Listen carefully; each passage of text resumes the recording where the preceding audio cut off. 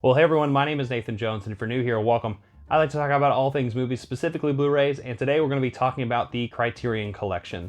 So there is a sale about to happen, or whenever you're watching this. There is a Criterion Flash Sale that happens in the month of February each year, and usually I spend a little bit of money to try to get a few of these titles that are on sale on their website. So I decided to come up with a list of 10 films that I would like to showcase to all of you who are watching this right now. For people who are just starting off their Criterion Collection, then also for people who may be missing some gaps, some things that they haven't seen before. So I decided to come up with this list, 5 films that I deem as classic films that everyone should have in their collection, and then also 5 films that I think are a little bit more on the rare side of things. A lot of you may have seen these films, and you might deem them as classic yourself, but this is my list, so hopefully you get a little bit of a variety here. So I'm going to be going back and forth between these lists and letting you know a little bit more information about them. But regardless of that, I hope everyone enjoys this video, and let me know in the comment section down below if you were going to recommend some titles to other people. What would you recommend? Tell me, and other people can look at the comment section and hopefully they can decide for themselves. So let's jump into the list. All right, starting right off with a classic that I think everyone should have in their collection is a film directed by Fritz Lang, who is an amazing German expressionist director who came over from Germany during the wartime and made a few things in Hollywood as well. But in 1931, he made the classic M. And M is one of my favorite films of all time. It's a really crazy film. We have Peter Lorre before he also came over to the United States. But Peter Lorre plays this killer, the serial killer named Hans Beckart, and closes in on a little girl. And kind of at the very beginning of the film, you see that there's these weird child murders happening in this village and in this town. And what happens is the town's trying to figure out who's killing, you know, these kids. I don't want to give too much away, but it is one of those classic films that I think everyone should see. This is Spy number 30, so it is an early film in the collection, and it is definitely worthy of all its praise. And so I love this movie, and I hope you do too. This is a perfect film to start off this list. All right, moving right along to the first film that I believe is not really necessarily talked about, so it's not necessarily a classic, but one that I think deserves a little bit more recognition. I'm actually talking about 1962's Il Sorpasso right here, and this is a really cool box set that comes with it, that nice little green. This is directed by Dino Risi, and it is an Italian film. Like I said, from 1962, we have, let's see if I can get these names correctly, Vittorio Gassman and Jean-Louis Trintignant, which I just recently watched him in Grande Silenzio, which is The Great Silence, which is a really great Western, and I recommend that as well from Eureka. But today we're talking about Criterion, of course. Il Sorpasso is just a really fun road comedy, and it is a really short film. It's 105 minutes, and it really is just about these two on an adventure, and there's a lot of debauchery and a lot of shenanigans going on, but it's a lot of fun, and it's certainly one that has its ups and downs, of course, as well. It's one of those road movies, you know, but it's certainly a lot of fun, and it's certainly a really great title to have in your collection. You know, just has a lot of really great special features here, and I highly recommend it. So if you haven't seen El Sorpasso, add it to your collection. All right, so moving along, we are talking about another essential film that I believe everyone should have in their collection. And this is a film from 1950, and I actually have this this poster actually in my kitchen right now, but I don't have it in here, of course. But I'm talking about Akira Kurosawa's Rashomon. And this is just one of those films that I can never forget because it's just etched in my memory, and it's definitely one of those films that is told by different people, right, and different testimony, and it's really that kind of procedural thing going on about an event that happened and who's telling the truth or whose truth is what. And it is one of those classic films. It's kind of a combination of a samurai film and is a film that is, you know, like I said, almost like a courtroom drama in some sense, but it's a Japanese film. I don't think I mentioned that. And it's 88 minutes, so it's not very long, and it has quite a bit of special features here as well. It is Spy number 138 and is certainly worth your time and is a classic film in all respects. All right, moving right along to Spy number 852 from 1966 is a film that I believe deserves a little bit more recognition, and it is a film called Black Girl right here. And I want to say this name correctly. The director, Ousmane Sembini. It is a French director who has a native of Senegal as well. So regardless, this is a film, it's 59 minutes, is one of the shortest films in the collection, I believe. And it is a really fantastic film about this girl who is visiting Paris for a job and is from Senegal.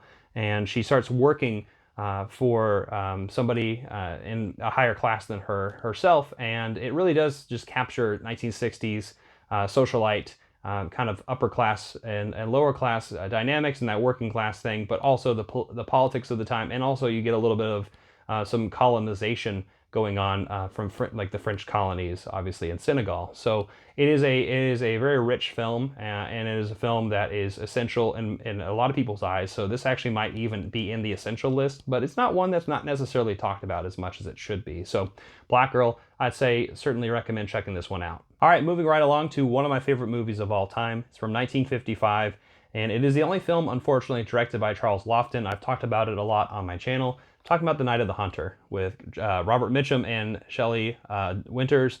This is just such a phenomenal film. Lillian Gish is in this as well. It is a scary, scary film. It is a film, it's a black and white film where Robert Mitchum is this preacher / convict, and he is more or less tormenting these two children and this family for money and in very sadistic ways. And it doesn't do any justice me explaining things. It's a very visual film.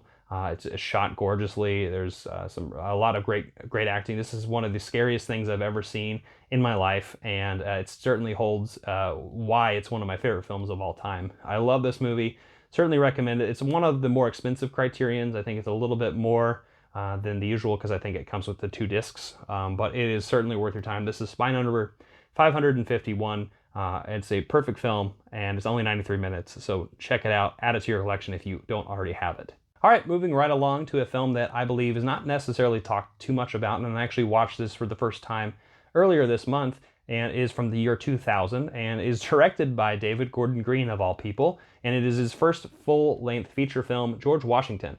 And George Washington is really just about this small town in the rural South, and a bunch of kids and how they are dealing with the situation where they live. They're just being kids, you know, in these abandoned places. And there's even an accident that occurs that kind of pushes the plot forward, where one of the kids accidentally gets killed, and just the consequences on these kids, and also the class that these people are in. So this is a film that's 90 minutes, another short one, but it's certainly one that piqued my interest. I got it a few years ago, but I finally was able to watch it, and I would definitely recommend this movie to a lot of people. Don't just think about David Gordon Green and the work he would do like later on in like Your Highness, for instance. This is a really great film and a surprising director, first length feature film. All right, now we're going to move on to another classic film. This is the 4th one that I want to mention, from 1957, which is one of my favorite film years, but I'm talking about Sidney Lumet's 12 Angry Men. I just recently talked about the 90s Sidney Lumet that I just picked up from Kino. I need to rewatch this movie soon because I've seen this a few times, and it is one of those classic procedural dramas that really just looks at the time period, a lot of the things that would come up since that time, and really just look at justice and social justice in general. And it has Henry Fonda in it. It's, like I said, directed by Sidney Lumet, so it's a phenomenal film. I've loved everything that I've seen by Sidney Lumet for the most part. This is 96 minutes, so we're picking really short films.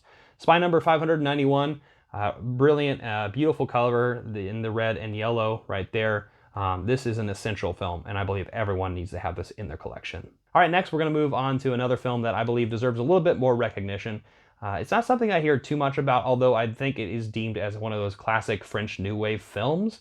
And my friend Chris Mohan actually just recently talked about it on his channel. I'll be putting that in the description down below, giving him a shout out for this one, for putting it on my map, but reminding me how much I love 1959's Hiroshima Mon Amour. This is directed by Alain Resnais. I'm gonna say the name wrong. It's a French and Japanese film, right?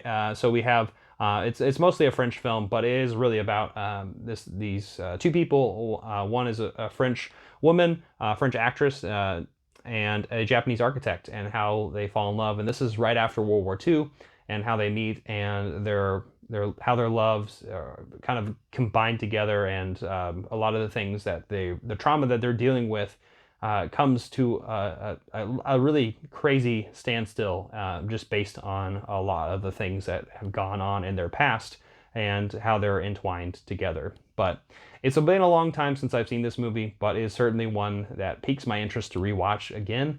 Thanks again to my friend Chris, and also bringing this film up. And one, like I said, I have not heard much about this film from a lot of people, and it is a stunning film. It's one that just will sear into your memory.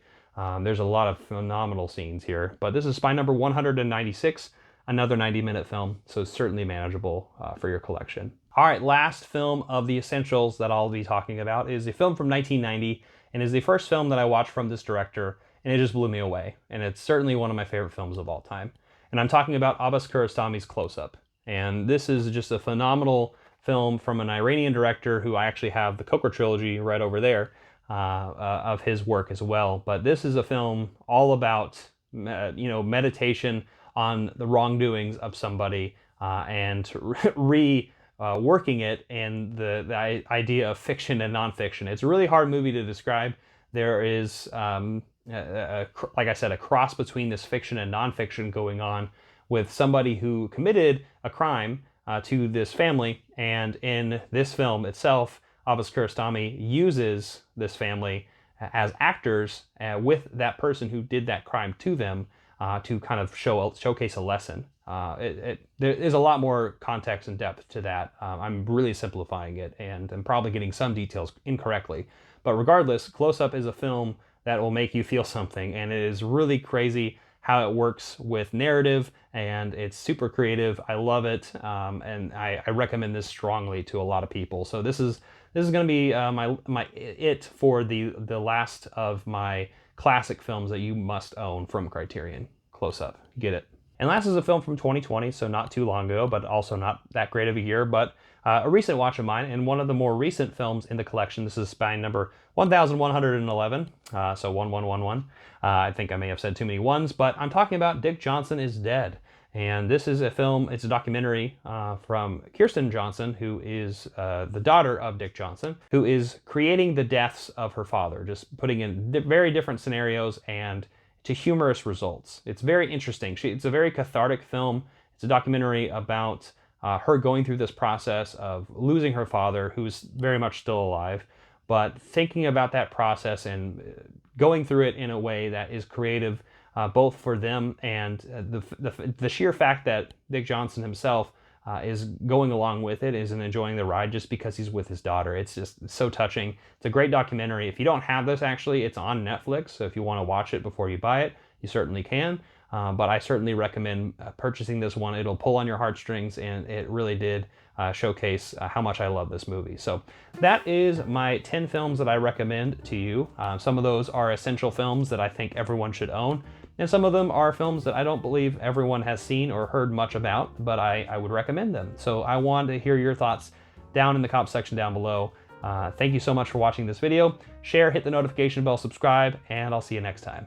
I'm not jonesing around. Happy shopping.